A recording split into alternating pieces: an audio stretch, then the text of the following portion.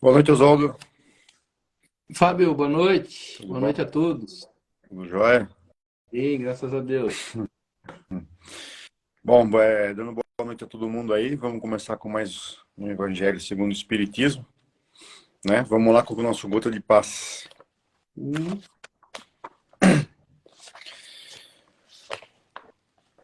Deixar aqui, ó, o acaso. Necessidade e socorro. O homem sente fome. Deus promove os recursos do pão. O homem tem sede. Deus faz o jorro da fonte. O homem padece fraqueza. Deus dá-lhe força. O homem adquire doença. Deus institui o remédio. O homem sofre o desequilíbrio. Deus estabelece o reajuste. O homem chora em desespero. Deus suscita consolação.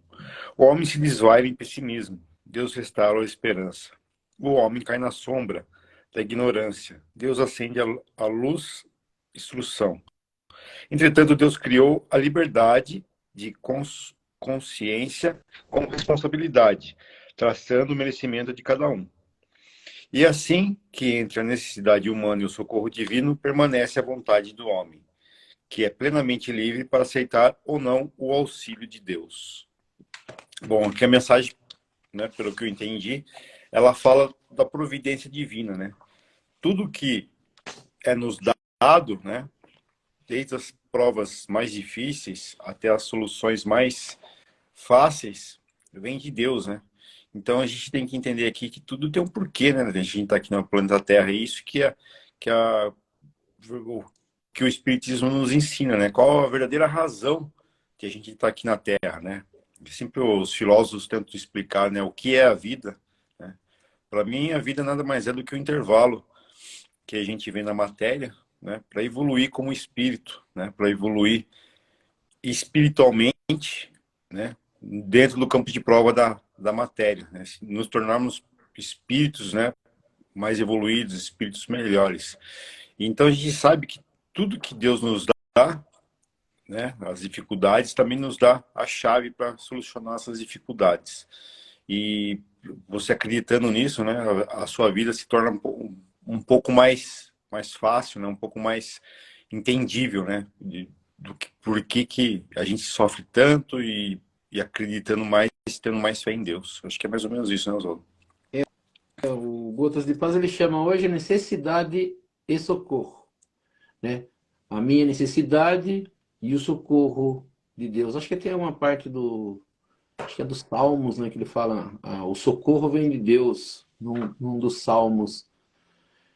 A gente, na verdade, apesar de a gente falar bastante em Deus, a gente de uma forma geral, eu falo, né, a gente não entende Deus. Essa talvez seja a nossa busca, né? Você falou filósofo, algumas pessoas eles falam algumas coisas, mas o entendimento claro sobre Deus, né, a gente vai ter através de Jesus, né? Quando a gente fala nesse estudo nosso, o Evangelho, ele vai tentar buscar as palavras de Jesus, né? A gente vai ver sempre isso. Nós temos aí os 28 capítulos que Allan Kardec nos traz, né? Nesse estudo que ele fez com os espíritos.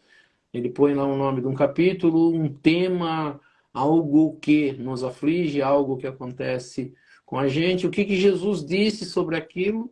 E em cima do que Jesus disse, os espíritos, né, seres que vivem no mundo espiritual com um pouquinho mais de conhecimento, né, alguns com bem mais conhecimento do que nós, ele vem nos mostrar. O que a gente precisa entender é que apesar da gente estar na Terra, apesar de haver sofrimentos, apesar da gente vir com uma bagagem às vezes pesada, às vezes a gente passar por situações bastante difíceis, nunca Deus desiste da gente. É, nunca, essa palavra falada bastante, Deus não desampara nenhum dos seus filhos. Então nós não estamos jogados, nós não estamos abandonados. Nós só precisamos, como alunos, né, que vão à escola, eles têm os professores, eles têm os funcionários da escola e eles têm seus pais em sua casa, né? Eles vão lá, eles vão precisar aprender, eles precisam aprender por eles, mas nunca sozinhos, nunca só por conta deles. E a mesma coisa com a gente está aqui, às vezes a gente acha que está sozinho. Eu falo assim, hoje eu tenho certeza absoluta que a gente não está sozinho. Quando a gente acredita, né, e é o tema que a gente está falando no estudo do Evangelho, que é fé, né, e a gente também não entende muito claro fé, cada um tem um entendimento sobre fé, uns acham que tem, outros acham que não tem, mas esse acreditar em Deus, ou quando a gente deposita, não que a gente deixa para Deus fazer as coisas para a gente, mas quando a gente mostra para Deus assim, eu acredito, né? Vou até de uma forma assim, eu acredito em você, né? Falar em Senhor, Deus, quando eu dou aquela ponta, assim, eu acredito, né? Eu acredito que pode. Quando eu tenho isso, eu vou passar por situações difíceis, mas eu vou vencer. Eu vou vencer porque eu quero, eu vou vencer porque Deus quer. Então Deus não está lá, como algumas pessoas dizem, brincando de roleta russa, né, dando para um, tirando de outro, dando risada do nosso sofrimento. Ele só, pelo entendimento dele, pela sabedoria dele, por tudo que ele tem de muito grande, ele acredita na gente. Mas Deus não deixa de ouvir nenhuma das preces. Mesmo que esse ouvir dele seja diferente do que eu quero. Quando a gente entender isso, como diz assim, eu tenho as minhas necessidades, mas eu tenho socorro. Mas uma outra coisa, que é o que Jesus ensina e que a gente precisaria aprender, que Deus, você falou aí de providência divina. Eu sempre falo para as pessoas, quando eu vou explicar providência divina, eu cito bem o seguro de carro, né? Que a gente contrata para o carro e o seguro nos dá um monte de coisas, né?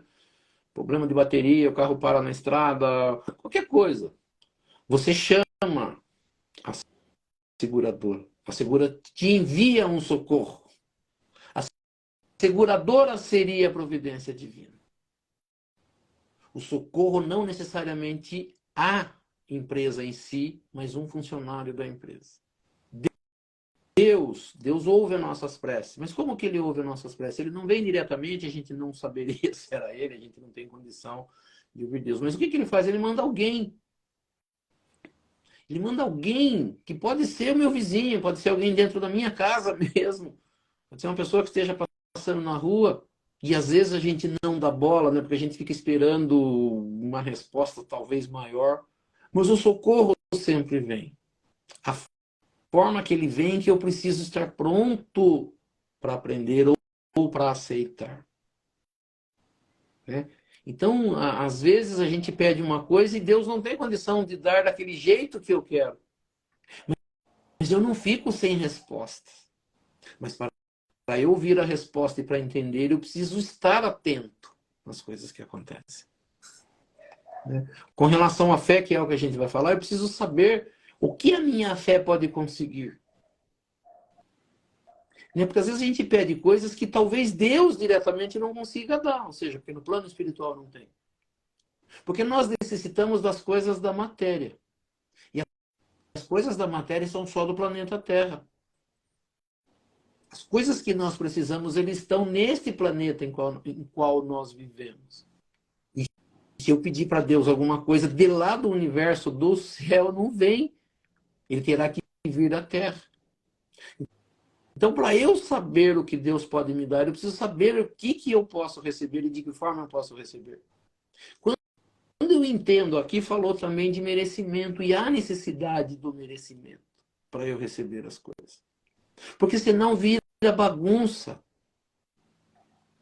Eu faço a minha vida de qualquer jeito e quero, né? Eu brincava sempre nas aulinhas do Evangelho no centro, né? Diretamente com as pessoas, eu brincava. Eu como uma feijoada no domingo, né? Com tudo que tem de direito, eu como 5, 6 pratos de feijoada. E passo mal. Vou deitar no sofá à tarde ali e passo mal. Quando eu estou passando mal com aquele mal-estar, eu peço para Deus, Deus me ajuda. Agora vamos tentar entender, né? Eu falo sempre para as pessoas, vamos tentar entender que quando eu estou passando mal porque eu comi demais, porque eu comi comida pesada, como que Deus pode me ajudar? O que Deus pode naquele momento me enviar? Talvez alguém fale assim, tem um sorrisal ali, um sal de fruta no armário ali, tome. Quer que eu vá na farmácia buscar uma daqueles, né, aqueles remédios que tem, né, para tirar aquele peso do estômago. Às vezes a pessoa fica estufada, toma um remedinho para tirar gases, essas coisas. Isso a gente precisa entender.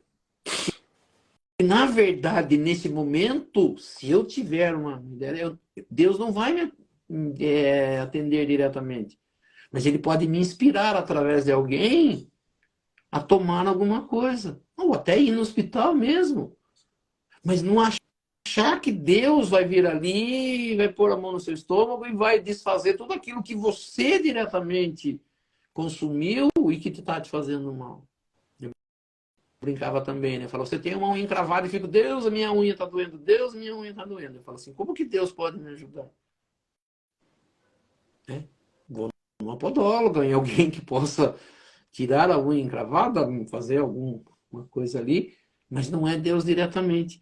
Então, às vezes, nós precisamos entender que tipo de socorro eu preciso e quem pode me dar esse socorro. Então fica bastante interessante, né? Ele fala necessidade e socorro. Qual é a minha necessidade? E qual o tipo de socorro que eu posso? E a gente falou, merecimento. Eu levo a minha vida de qualquer jeito, faço de qualquer jeito. Aí eu sofro. O que a gente precisa entender, muitas das vezes a gente sofre a consequência do tipo de vida que eu levo. É a consequência das atitudes que eu tenho perante o dia e que me fazem sofrer. A vida em si, aparentemente, ela não nos faz sofrer. Mas a forma como eu encaro a vida, a forma como eu trato a vida, a forma como eu planejo a minha vida, porque a nossa vida, ela precisa de planejamento. Ela foi planejada no mundo espiritual e ela precisa continuar o planejamento no planeta Terra. Né? Às vezes as pessoas acordam e deixam a vida acontecer, né? Como a música do Zeca Pagodinho, deixa a vida me levar. Não, eu tenho que levar a vida e não a vida me levar. Eu tenho que saber o que eu quero da vida e não esperar que as coisas aconteçam. Eu tenho que tomar atitudes e se eu não sei tomar atitudes, eu preciso ouvir pessoas que possam me auxiliar nisso. Né? A gente falou bastante, nos centros tem aquele atendimento fraterno. E você, para se atender fraternalmente uma pessoa, você tem que ter noções de algumas coisas para você dar um conselho para uma pessoa. Né? Às vezes, às vezes um conselho bem dado, e assim, e às vezes eu falo para as pessoas assim, você não precisa ter um conhecimento espiritual muito grande, mas você tem que estar antenado às coisas da vida. Às vezes uma experiência que eu tenho de vida pode ajudar uma pessoa que não tem. Por isso os pais aconselham os filhos, não porque eles são melhores, porque eles têm todo o conhecimento, mas que a vivência da vida deles permitem que eles possam aconselhar em alguma coisa nos quais eles já passaram e que a pessoa ainda não passou. E às vezes é muito difícil, porque a gente quer do nosso jeito e vem o pai, né, ou alguém fala assim, não, não é desse jeito, calma. E aí, não, mas eu preciso, né? A gente acha que precisa de um monte de coisa e às vezes quando alguém vem com aquela calma e fala, não, não é assim, né? A gente não quer, né? Porque a gente quer as coisas acontecendo no momento da gente. E cada vez está mais apressado isso, está mais acelerado, né? A gente quer as coisas para ontem. As pessoas hoje, o tipo de vida de hoje acelerou algumas coisas que as pessoas acham que tem que acontecer daquele jeito, do jeito que ela quer. E aí esquece lei divina, esquece leis da terra, esquece planejamento, esquece tudo e acha porque eu quero que as coisas vão acontecer. Tem algumas coisas que são faladas que falam assim, tem o tempo de Deus. Não é que é o tempo de Deus, falou assim, não, tem que durar esse tempo. Na verdade, tem um tempo de maturação, né? Nós, como seres, nós também temos maturação, nós vamos amadurecer. E esse amadurecimento ele tem um tempo. Né? E assim, quando a gente é jovem, principalmente, a gente quer no tempo da gente. E o tempo dos coroas, né? Dos velhos, é diferente às vezes do da gente. Né? E faz essa diferença. Mas quando a gente consegue, na verdade, ouvir os mais velhos, ouvir a experiência, ouvir as pessoas especialistas, a gente consegue. Então, o próprio Espiritismo, para nós, ele tem conselhos dos espíritos, que às vezes não cabe para nós porque eu tenho pressa. Eu quero, ou porque eu quero do meu jeito, ou porque eu quero desse jeito ou daquele. Né? Então, fala assim, socorro sempre vai ter, mas eu preciso saber se é o socorro que eu quero. Se cabe para mim aquilo, ou se eu estou pensando de forma, né, diferente, entendendo talvez de uma outra forma. Mas que a gente fala assim, Deus não desampara. Né? E a pressa, porque no tempo de Deus é diferente, né, do nosso tempo, do nosso relógio. Né? Então, às vezes, o socorro ele demora um pouquinho. Aí, às vezes, eu não quero mais, porque demorou, né? É, Ou porque tá eu, demorando. eu estudo um pouco de filosofia, tudo que eu acho que é bom, mesmo falo do espiritismo, mas também acaba sendo espiritismo também, sendo evangelho de Cristo. Eu estudo muito filosofia, né? E tem a parte, uma escola filosófica que chama estoicismo, né? E um dos filósofos se chama Epiteto, ele foi um escravo. E ele dizia, né, que nem tudo está ao nosso poder. Imagina para um escravo, né, ser um filósofo, saber nem ler e escrever. Ele falava que a gente tem que ser feliz com aquilo que a gente pode mudar na nossa vida, né, com aquilo que a gente tem na nossa vida. O que a gente não consegue mudar, não adianta você dar murro em ponto de faca, que não tem jeito, né? E fora um monte de coisa nessa linha, né, ele foi um dos precursores, e Marco Aurélio, o imperador de Roma, também é um dos filósofos, mas ele que foi o professor de Marco Aurélio, o imperador. Então você vê que a vida da gente, existem certas coisas que você pode lutar para mudar, né? Mas existem certas coisas que não tem como mudar. E aí você tem que ser feliz com aquilo que você tem, né? Com aquilo que você é. Às vezes a pessoa tem uma deficiência física, né? E certas coisas ela não vai conseguir fazer mesmo. E não é por causa disso que ela vai ser infeliz, né? Você vê aquele Stephen Hawking, né? Que não conseguia mexer uma pontinha de um dedo só. Ele trabalhou até o fim da vida, né? Fazer o que ele mais gostava, né? Que era estudar física quântica, estudar a astronomia, o universo, né? E foi feliz naquilo que ele podia fazer. Então é isso que a gente tem que ter em mente, né? A procura da felicidade não é né? Vou ser feliz quando eu ganho na loteria, vou ser feliz quando tiver 1 milhão, depois vou ser feliz quando tiver 10 milhões, vou ser feliz quando tiver 100 milhões. Não é isso que vai trazer a felicidade, sim. Procurar a felicidade com aquilo que você já tem hoje, né? É difícil, mas é essa a ideia. Interessante que você falou que tem a oração da serenidade, que ela tenta Ela mostrar vem isso, disso, né? ela vem da filosofia estoica. Sim, porque eu falo assim, porque o que que ela tenta mostrar? Eu vou mudar aquilo que eu possa mudar, entender aquilo que eu não consiga, mas eu tenho que ter a serenidade para saber quando é um e quando é outro. É, Então a nossa pressa do nosso dia a dia, a nossa ansiedade, ele não vai permitir isso. Por isso que eu preciso ter serenidade, eu tenho que parar meu pensamento e entender. Dá para mudar isso? Eu vou mudar. Não dá para mudar isso, eu vou entender. Né? E é isso que às vezes a gente não quer, né? Porque assim, não é porque eu quero que as coisas vão acontecer apenas isso, né? A fé que a gente vai estudar não é isso. Ah, eu tenho fé que vai mudar. Não, tem certas coisas que não existe a possibilidade de mudar. E não adianta, como você falou, ficar dando murro, ponta de faca que eu vou me machucar, não vou conseguir resolver. Então eu preciso ter discernimento, eu preciso ter consciência. Então o estudo que a gente faz, que é o estudo do Evangelho de Jesus, ele tenta mostrar isso, né? O que eu posso e o que eu não posso. O que está no meu alcance e o que não está. O que é de Deus e o que não é.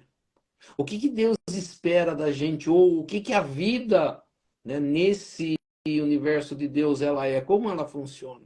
Eu preciso ouvir as pessoas certas. Eu preciso entender para poder dar um rumo na minha vida e não ficar brigando com coisas que talvez eu não consiga.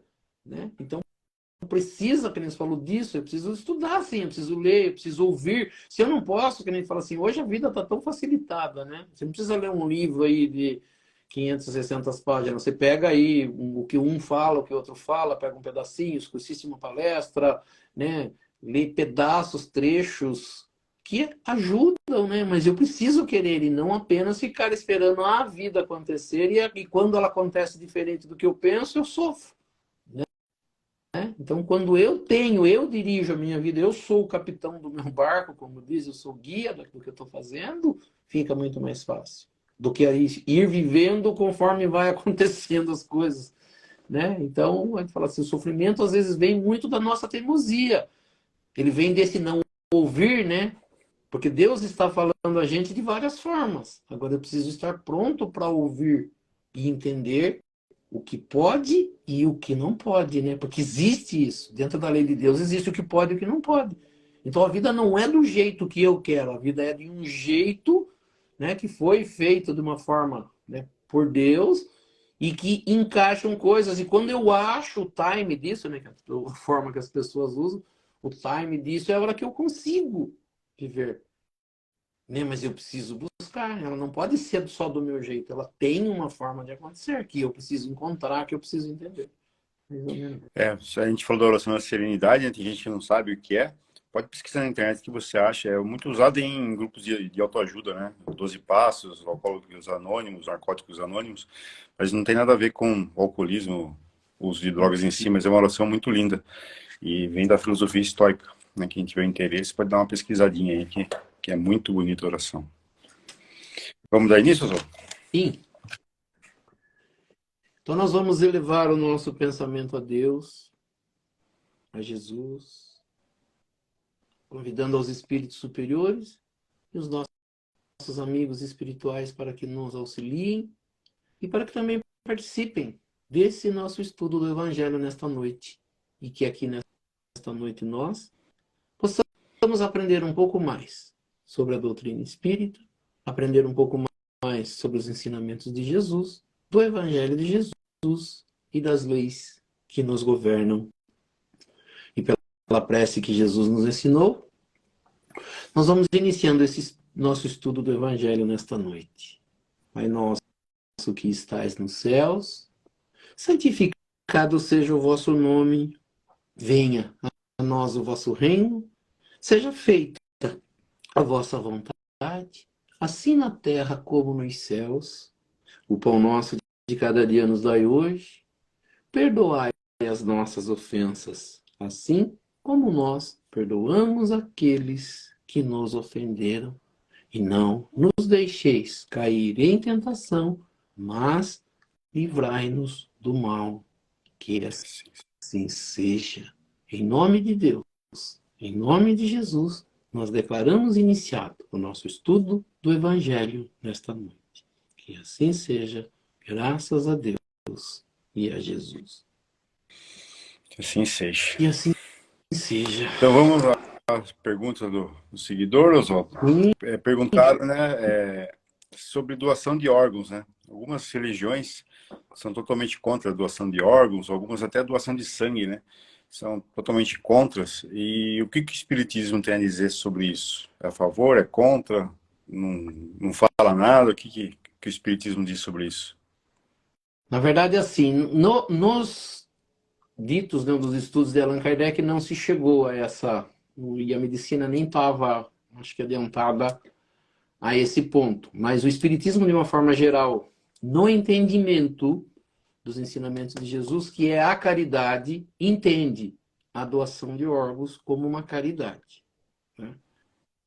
Então, o Espiritismo, ele é a favor da doação de órgãos, mas ele deixa a escolha para cada um, como livre-arbítrio, tanto que parece, eu não fui a fundo, mas eu já peguei uma ideia, diz que Chico Xavier, por exemplo, não quis fazer a doação de seus órgãos, mas fica para cada um, né, o critério do entendimento, mas o Espiritismo aconselha para aquela pessoa que entender e quiser, fala-se como uma grande caridade. Então, no entendimento de Jesus, né, naquilo que ele ensina, que é fazer aos outros aquilo que nós gostaríamos que eles nos fizessem, o entendimento de doação de órgãos é: você pode doar órgãos vivo, né, ainda em vida, como você pode doar após a morte. Para que haja morte, há ciência, né? Vamos dizer, os médicos eles vão ter que comprovar a morte, que se ele chama morte cerebral troncoencefálica, ou seja, quando registrou através de aparelhos, através da forma que se tem hoje, que o corpo, né, físico não tem mais condição de retornar à vida. E aí tem um tempo bastante pequeno, porque enquanto o sangue ainda está ali, o corpo ainda está quente, circulou-se o sangue ainda, esses órgãos ainda estão prontos para serem retirados e depois eles são colocados, né, em vasilhas herméticas que podem conservar e tem um tempo para se chegar até aonde tenha uma pessoa necessitando desse órgão. A morte de uma pessoa, né, ou os órgãos de uma pessoa podem salvar até 8 vidas, né? Então, às vezes as pessoas não têm uma ideia clara disso. Algumas pessoas ainda têm medo, né? As pessoas muitas não estão preparadas para isso. Mas, apesar de algumas pessoas dizerem, né, que eu posso em vida dizer que eu quero doar meus órgãos, ele só será doado se o meu familiar, alguém, né, a minha família, disser ao médico que doa os órgãos daquela pessoa. Então não adianta testamento, não adianta papel escrito. O que vale é no momento da família, quem tiver ali responsável, um familiar, né, um descendente ali, acho que até o 2º grau, ele pode decidir e dizer, olha, serão doados os órgãos, né, desta pessoa. Então só acontece nesse momento. É ainda muito difícil, mas a gente precisa, na verdade, desse entendimento. Então, o entendimento que a gente precisa, que é o que o Espiritismo nos dá, ele precisa ser entendido que morreu o corpo, não tem mais condição de vida, apesar de algumas pessoas não concordarem, os órgãos que estão ali dentro, se eles não forem utilizados por alguém, eles vão pro fundo da terra, ou como diz para a cremação, e vai acabar em nada, vai destruir, por exemplo, uma cremação, ou vai apodrecer, e daqui a pouco virar pó, sendo enterrado, né? Eu falo assim, como foi dito, é de cada um vai ter que se entender com isso, as pessoas ficam preocupadas, depois o corpo ficará deformado no caixão. Não, né? Há uma cirurgia, os médicos se preocupam com isso, né? As pessoas precisam entender que, apesar de utilizarem órgãos do corpo, o corpo não vai ser deformado, não vai ser maltratado, né? Para que aconteça a retirada dos órgãos, como se fosse uma cirurgia, um negócio bastante delicado, feito de uma forma, não é arrancado de qualquer jeito, né? Mas, deixa eu ver. Por mais preparada que a pessoa esteja, o espírito não se desliga imediatamente. Então, complicado esse espírito ver os órgãos desse corpo seja tirado. Sim, a gente falou da semana passada da cremação e os espíritos verão. O espírito vai ver o corpo ser enterrado, o espírito vai ver o corpo ser cremado, né? Vai ver os A órgãos retirada... também se Então, desfazendo, né? mas o órgão ele não acontece da mesma forma. A gente entendeu bem, assim, ficou bem explicado na semana passada, que a cremação é algo que destrói o corpo de uma forma muito violenta. A terra em cima do corpo, ela judia um pouco do espírito. A doação de órgãos, ela acontece sem destruir o corpo todo. Então, como disse, a Ivete está falando, o espírito não desliga imediatamente. Não, ele desliga de quantidade de dias. Mas quando o espírito estiver preparado, tiver a consciência de ele quer doar os órgãos, é uma caridade. Então, tanto na forma da morte como na forma da retirada dos órgãos, existe uma equipe espiritual que vem auxiliar isso. Sendo caridade, já tem um ponto a mais para esse espírito. Então, o espírito ele vai sentir a morte violenta, ele vai sentir ser enterrado, ele vai sentir ser cremado. Ele pode sentir a retirada dos órgãos, sim, se ele não tiver muito conhecimento, mas ele vai ser amparado. E a destruição do corpo, às vezes, é muito maior do que a retirada dos órgãos. Porque a retirada dos órgãos é feita com cirurgia. É feita dentro de um hospital. É feito por médicos que têm a capacidade para fazer isso.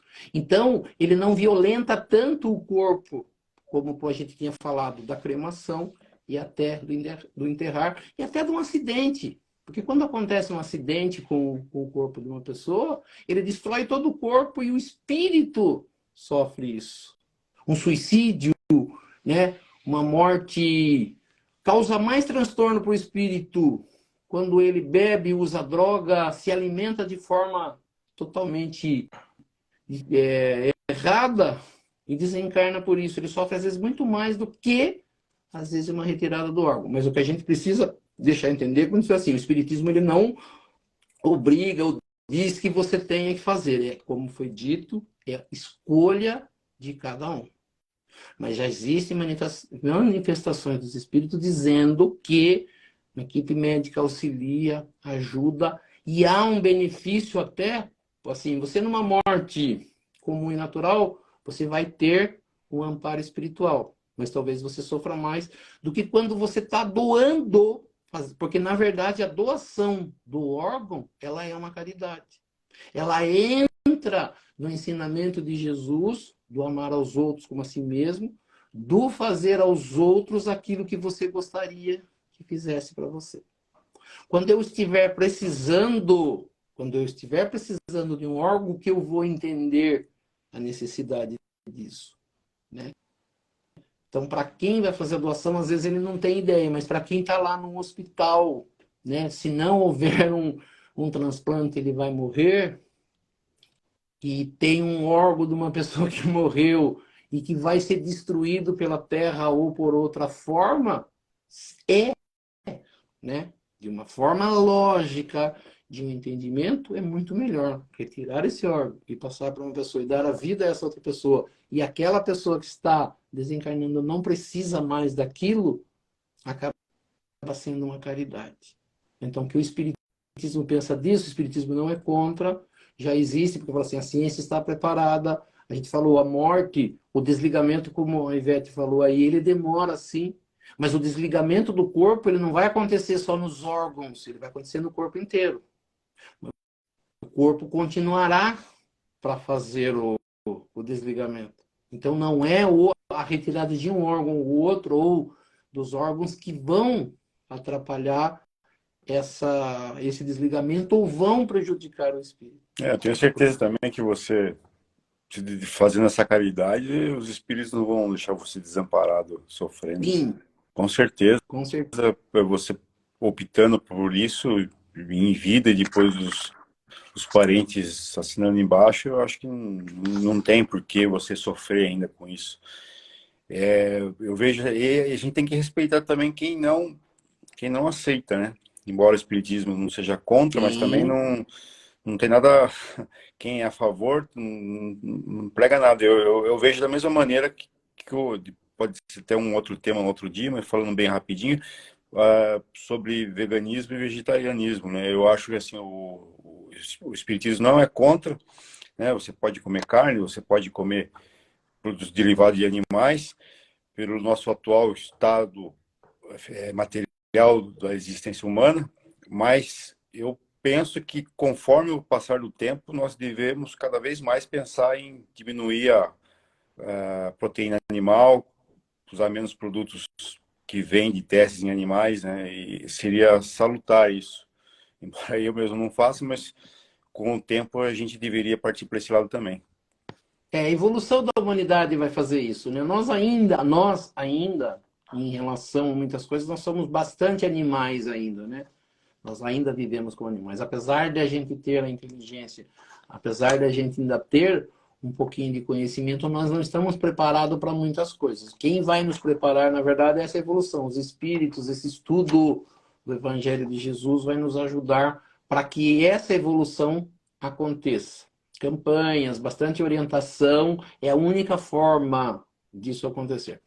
Só para não deixar, né, dúvida, eu peguei aqui, né, eu tenho aqui em mãos, está assim.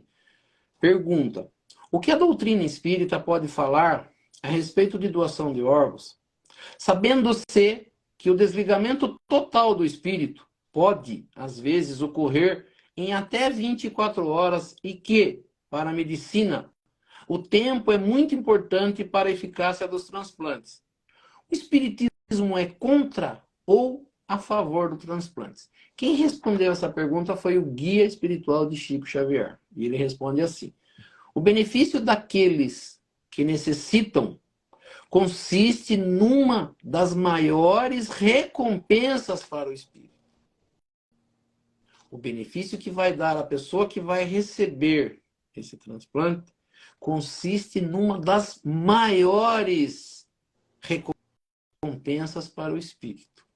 Desse modo, a doutrina espírita vê com bons olhos a doação de órgãos.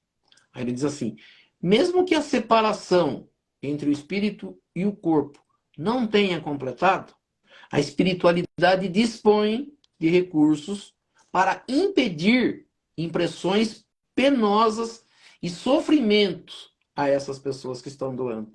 A doação de órgãos não é contrária às leis da natureza, porque beneficia. Além disso, é uma oportunidade para que se desenvolvam os conhecimentos científicos, colocando-os a serviço de vários necessitados. Então, em relação ao que a Ivete tinha falado, é uma resposta, né, uma pergunta bem clara com relação ao sofrimento do espírito, ao desligamento, e aqui eles dizem ele, né, como espírito, e com espírito com conhecimento no mundo espiritual. Ele fala que o fato de beneficiar outras pessoas, de ser caridade, então a espiritualidade vai trabalhar para amenizar isso, para que não haja sofrimento, para que ele não sinta e que ele ainda saia com um mérito, né?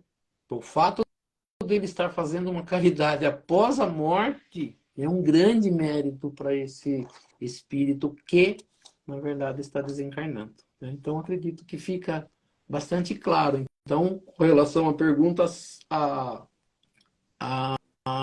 o Espiritismo não é contra, não também diz que é obrigatório e você tem que fazer, deixa a critério de cada um, ao livre-arbítrio, mostra como acontece, como falou, é diferente do que a gente tinha falado, e até interessante que essa pergunta vem praticamente em conjunto, né, porque ela veio depois de semana passada a gente ter falado de sepultamento e de cremação, e já vem, então se vê que apesar de falar de desligamento, de sofrimento, ele não vai ser um sofrimento tão igual, apesar de se cremarem normalmente e não se perguntar se o espírito quer ou não quer, às vezes o próprio ser encarnado aceita fazer a cremação, mas não tem ideia do que isso aconteça, e como a gente falou, a gente se preocupa às vezes muito, né?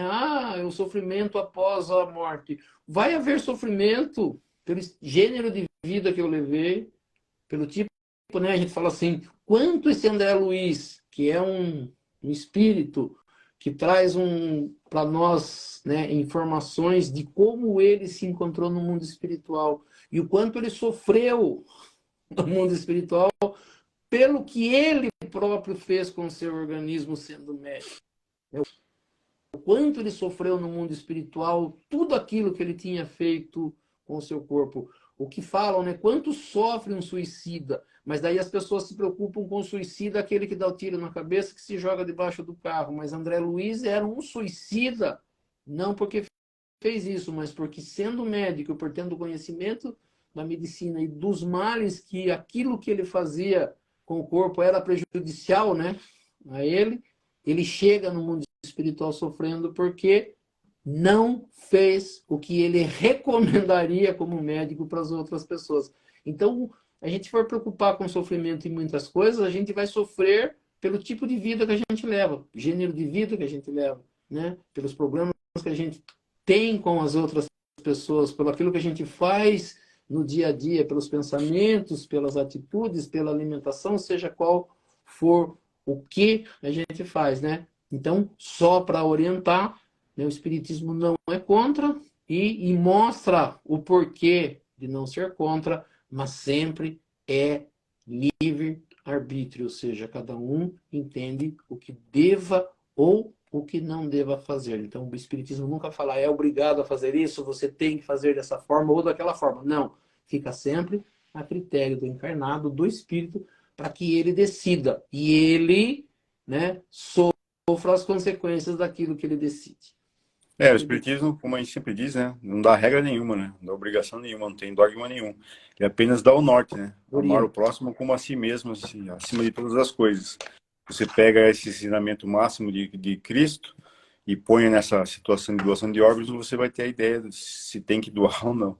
Aí vai da mente de cada um, né? Do aprendizado de cada um. E a evolução da nossa é lenta, né? Então a gente tem que aceitar as pessoas que ainda não pensam de modo diferente, né? Que acham que é errado ou tem medo, né? Então, nada é obrigado, apenas dá o norte só pra gente. Vamos para o nosso evangelho? Sim, com certeza. Vamos lá. Estamos no capítulo 19, Sim, a fé que transporta a montanha. E hoje a gente vai falar de dois parágrafos, dois né? parágrafos. Isso. Que fala da fé na religião, né? A fé Condição da fé religiosa. inabalável. Né? Porque a gente pode ter fé na espiritualidade, ter fé em uma pessoa, ter fé em si mesmo, né? Mas esse tópico aqui, ela fala especificamente da fé dentro da religião, né? Nos dogmas de uma religião, nos preceitos de uma religião. Acho que não precisa nem ler, né, Oswaldo? Você quer que eu leia rapidinho? Não, vamos lendo, e aí, ó, eu vou lendo e vou falando, e se você tiver uma intervenção, pode fazer, me chama, eu paro e você fala também. Tá bom. É assim, ele tem dois itens, né? Allan Kardec, quando ele divide em itens em numeração, ele fala de uma coisa e depois ele fala de outra, né? Então ele vai falar da fé religiosa, como é a fé religiosa, e depois ele fala como seria, né, uma condição de fé inabalável, ou seja, uma fé que não se deixa levar por alguma coisa. Então ele começa dizendo primeiro no aspecto religioso. Ele diz: no aspecto religioso, a fé é a crença nos dogmas. Quando você tem fé através da religião, a fé não é sua, né? Ela é daquilo que a religião colocou. Então eles falam dogma. O que seriam dogmas? Dogmas seriam verdades que você não mexe.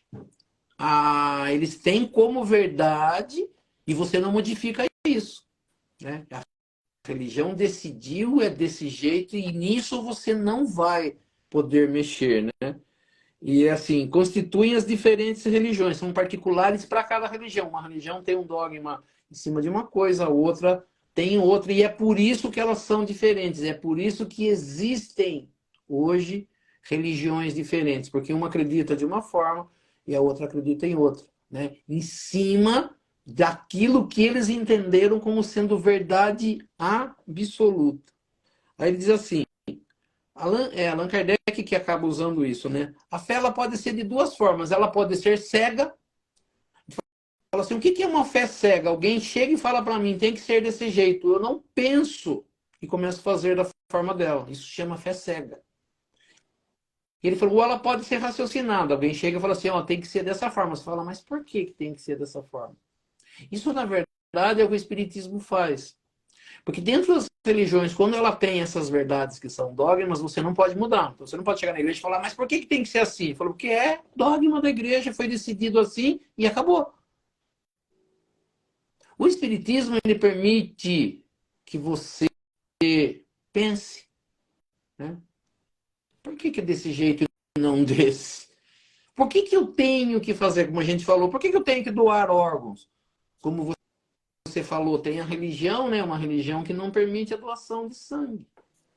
E eles decidiram e é da igreja e não se faz, né? E pode morrer e tendo lá a oportunidade de fazer a transfusão, até hoje eles estão responsabilizando, né? O médico chega e fala, precisa ser transfusão, eu não quero que então você vai assinar um papel aqui que você não quer que seja feito, né, a transfusão de sangue. Então, se acontecer alguma coisa, a pessoa morrer por não ter acontecido isso, a responsabilidade é sua, joga a responsabilidade para a pessoa. Mas a fé cega é essa, né? A igreja falou que não pode e eu não vou fazer, porque não pode. Como dizem, é um dogma, e é uma fé cega. A raciocinada, mas por que eu não posso? O que eu estou fazendo de errado? Por que Deus ficaria bravo comigo se Jesus ensinou que eu devo amar o meu próximo como a mim mesmo, e então a transfusão de sangue, eu receber o sangue de alguém é uma caridade que eu estou recebendo e posso auxiliar essa pessoa. Por que Deus ficaria bravo? Por que Deus não permitiria? Quem foi que não permitiu? Então eu tenho condição de pensar sobre isso, falar sobre isso, discutir sobre isso e tomar a minha decisão. Então, na verdade, é uma fé cega ou fé raciocinada. Ele falou, em excesso, leva ao fanatismo. Se a fé, né, quando a fé é apoiada no erro, cedo ou tarde desmorona. Se ela estiver errada, né, ele diz, desmorona. Aquela que tem por base a verdade é a única que tem futuro assegurado. Então, se eu estou pensando se ela é uma verdade, ela é raciocinada, ela não vai ser modificada ao longo do tempo. Que é uma verdade. Mas se ela for um erro, vai em algum momento isso vai vir por terra, ou vai cair. Aí ele diz assim, né? Cada religião pretende ter a posse exclusiva da verdade. Por isso que Jesus fala, conhecereis a verdade e ela vos libertará. Mas não é a verdade nossa, é a verdade de Deus. Porque a minha verdade ela é errada, ela não é a verdade. A verdade de Deus mas eu tenho que ter evolução e buscar um entendimento sobre essa verdade. Por isso que Jesus disse, quando eu encontrar essa verdade, eu estarei liberto de muitas coisas que me prendem, né? E a religião, às vezes, nas verdades dela, ela acaba me prendendo e me atrapalhando.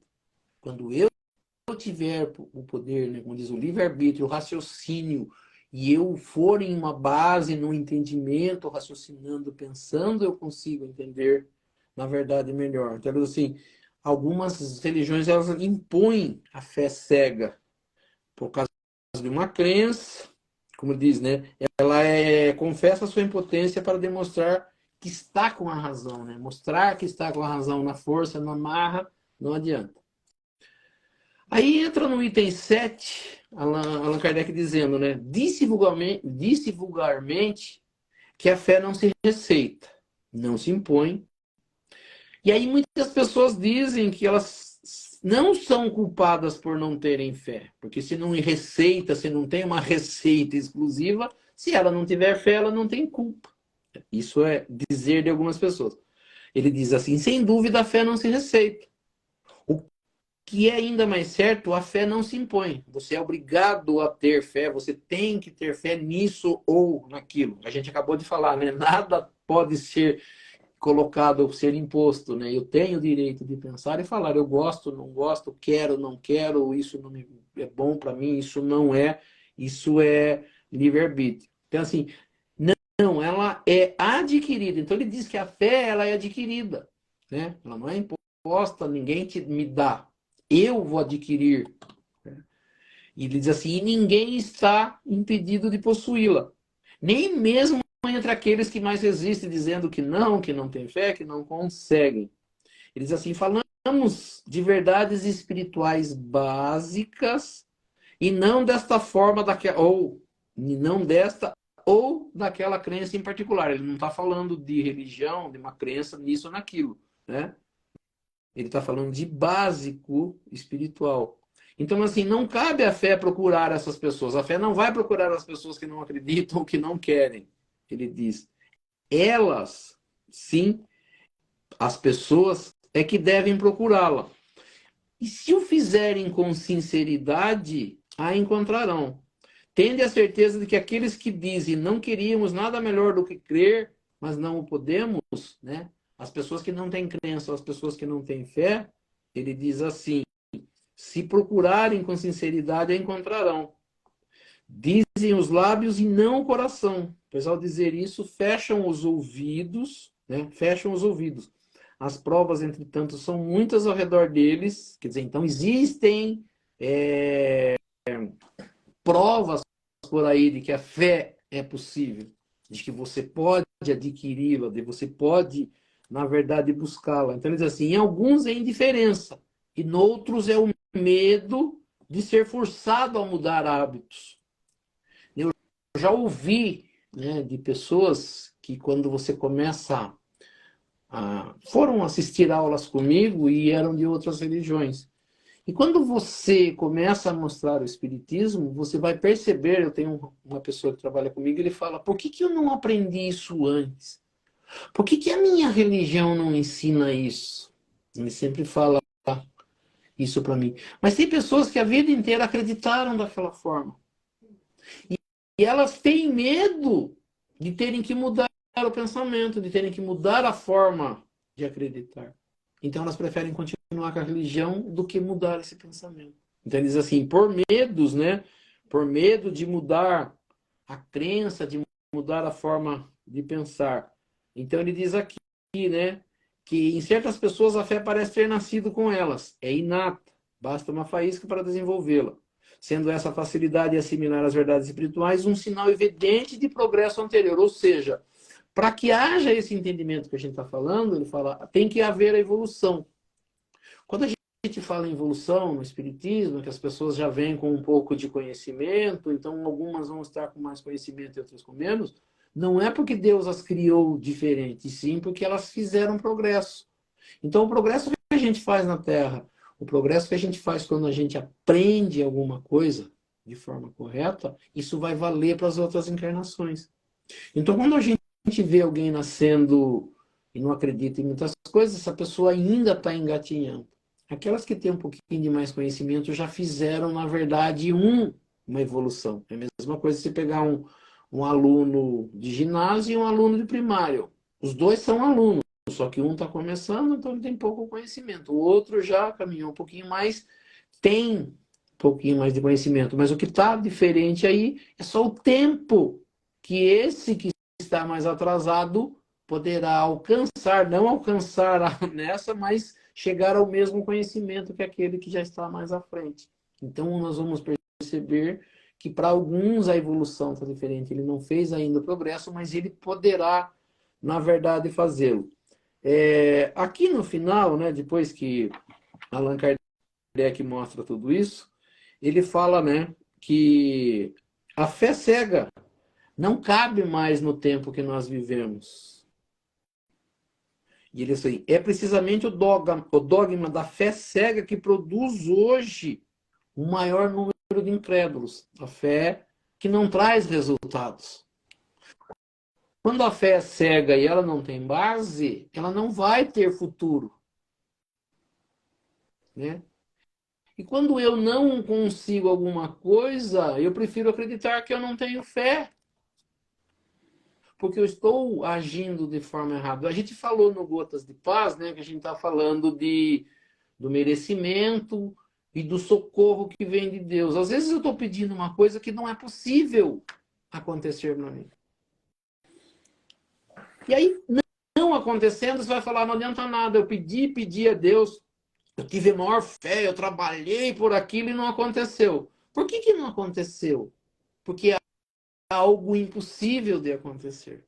Eu estou lutando por uma coisa que não é possível. Daí que nós falamos lá, né, da serenidade. Eu vou ter coisas que eu vou conseguir e tem coisas que eu não vou conseguir. Então eu vou pedir a Deus que me mostre as coisas que eu posso conseguir e para que eu tenha serenidade para aquelas que eu não vou conseguir. Seria mais ou menos isso que a fé nos diz. Tipo assim, né? Eu brinco muito assim. Eu não gosto do dia, por exemplo, ou eu não gosto da noite. Então eu vou pedir a Deus que acabe com a noite e só tenha dia. E isso a gente não pode mudar. Isso não está no nosso propósito. A nossa fé não alcança isso. Então eu tenho que ter noção disso, que não adianta eu querer ter fé numa coisa que é impossível de acontecer. Mesmo aquelas coisas que a gente fala, né? Que as pessoas falam assim, venha que essas mães de santo, pai de santo, colocam nos postes, né? Eu trago o seu amor em X dias. Você está mexendo com algo que não é seu. A pessoa gostar de mim é dela, não é decisão minha. Eu posso fazer coisas, mostrar para que a pessoa goste de mim, né? Que eu tenha algo que a pessoa goste, mas eu não posso obrigar alguém a ficar comigo. E se eu faço isso, eu estou indo contra a lei de natureza. né? Então eu tenho que ter entendimento do que eu posso e do que não posso, dentro das leis de Deus. E a fé trabalha em cima disso. E é isso, na verdade, que Jesus busca explicar quando ele vai explicando a fé. Então são coisas que são possíveis e coisas que não são possíveis, né? Então, quando a gente... E é isso, na verdade, o que Jesus ensina e é isso que o Espiritismo tenta mostrar para a gente. Que eu não posso brigar contra tudo e contra todos. Eu vou ter que entender algumas coisas e ver que não é possível. É que nem quando criança, eu quero isso, eu quero aquilo. Você tem que mostrar para elas que certas coisas elas vão poder ter e nem todas as coisas elas vão poder. Para que ela lá na frente, quando os pais, as pessoas falam, né, quando os pais dão tudo e deixam a criança fazer o que quiser, ela acha que pode tudo. E lá na frente ela sofre. Mas quando você ensina que existem leis, que nem tudo eu posso, nem tudo eu posso ter. Você vai trabalhando, né? Ensina, tem que ensinar as crianças a aprender a lidar com frustrações, porque elas vão ter as frustrações. E quando elas não são ensinadas, ou quando elas acham que isso não é possível de acontecer, elas sofrem, né? A fé vai ser mais ou menos isso. Eu posso conseguir coisas e posso não conseguir coisas. Então, a fé, eu preciso entender o raciocínio ou as leis para que eu possa falar onde eu vou trabalhar com fé nisso. E não, aqui não adianta a fé. Conheceis a verdade e ela vos libertará, né? Sim, é mais praticamente isso. Então, quando eu sei o que é possível, né? Jesus diz, tudo é possível aquele que crê. Sim, aquilo que é possível para ele, dentro de uma lei. Porque se Jesus fala, eu não vim destruir a lei, mas dar a ela entendimento, ele vem dizer para nós que existem leis. E eu preciso entender essas leis. Não, as coisas não podem ser feitas de qualquer jeito ou apenas do meu jeito, né? Nós vivemos em sociedade. Por isso existe o direito, né? Até onde vai o meu direito? Até onde começa o do outro, onde eu não invado o do outro. Então tem isso também, no entendimento do que eu posso. Eu não posso ter a casa do vizinho, a não ser que ele esteja vendendo e eu tenha dinheiro para comprar, né? Então existem algumas leis que eu preciso entender se é possível ou não. Não adianta eu ficar fé que alguma coisa vai acontecer e aquilo não é possível de acontecer, né? Então isso é fé raciocinada. Então tem certas, né, artigos de fé que eles falam que é fé cega, aquilo que não é possível de acontecer e eu trabalho em cima daquilo, né? Isso aí. Vamos encerrá-lo? Vamos. Então nós vamos elevando o nosso pensamento a Deus, a Jesus, agradecendo por esses momentos, pelo nosso estudo da noite, por tudo que nesta noite nós tivemos a oportunidade de aprender, que tudo isso nós possamos colocar em prática no nosso dia a dia, junto dos nossos familiares, dos nossos amigos, dos nossos irmãos, pedindo a essas correntes espirituais que nos auxiliem, para que possam dar um passe espiritual em todos nós, participantes dessa live. As correntes médicas, trazendo do laboratório espiritual o remédio e colocando sobre essas águas que cada um disponibiliza o remédio para necessidade de cada um de nós. Que assim seja. E vamos pensar também nos nossos familiares, entes queridos, aquelas pessoas que não participaram dessa live, mas que neste momento nós vamos colocá-las em nosso pensamento, pedindo a essas correntes espirituais para que visitem seus recintos, a esses entes queridos, e para que eles também nesta noite possam receber esse passe espiritual e que possam também serem auxiliados em tudo aquilo que for necessário e permitido por Deus e Jesus. Que assim seja. E vamos aproveitar esse momento de paz, de harmonia, de boas vibrações, juntando as nossas boas vibrações às vibrações dessas correntes espirituais que nos auxiliam. E neste momento nós vamos auxiliar aos nossos irmãos mais necessitados, onde quer que se encontre um irmão necessitado, que nós possamos chegar até eles, levando até eles nossas melhores vibrações. Sejam nas penitenciárias, nas cadeias públicas, nos hospitais, asilos, orfanatos, casas de caridade, casas de correção, estabelecimentos de ensino, clínicas para tratamento de dependentes de álcool, de droga, hospitais para cura e tratamento de doentes, doentes de câncer, ou de qualquer outra doença ou moléstia que aflija ao espírito humano. Ou mesmo nos recintos onde se encontre um irmãozinho necessitado, ou mesmo nas ruas onde se encontra um irmão desamparado, desabrigado, que nós possamos chegar até eles, levando até eles nossas melhores vibrações. E assim seja. E lembrando as palavras de Jesus que disse, onde houverem 2 ou mais irmãos reunidos em meu nome, lá eu estarei no meio deles. E acreditando firmemente que Jesus se faz presente neste momento, nesta live. Eu sei que cada um tem um pedido especial para fazer a ele. E aproveitando então o momento de concentração, que cada um possa fazer o seu pedido ao nosso Mestre Jesus e a Deus Pai Todo-Poderoso. E assim seja, graças a Deus e a Jesus.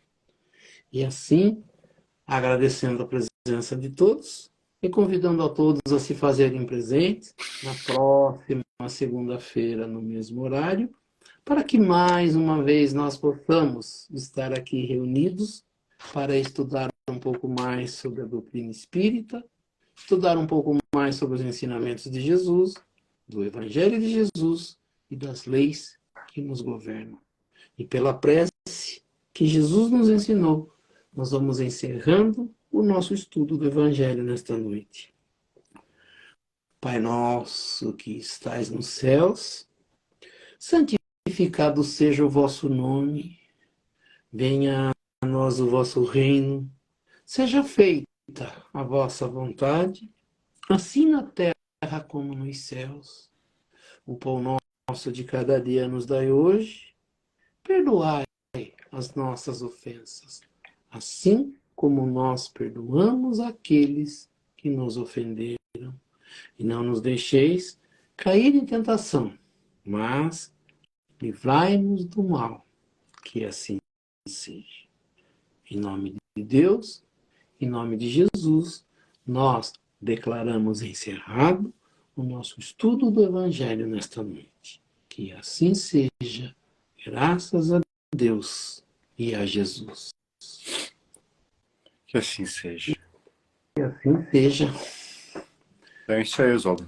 Até segunda-feira que vem, às 7h30, estamos aqui de volta. Beleza? Um abraço a todos. Boa noite, Fábio. Boa noite a todos. Nos encontramos na próxima segunda. Uma excelente semana a todos. Que Deus abençoe. Que assim seja.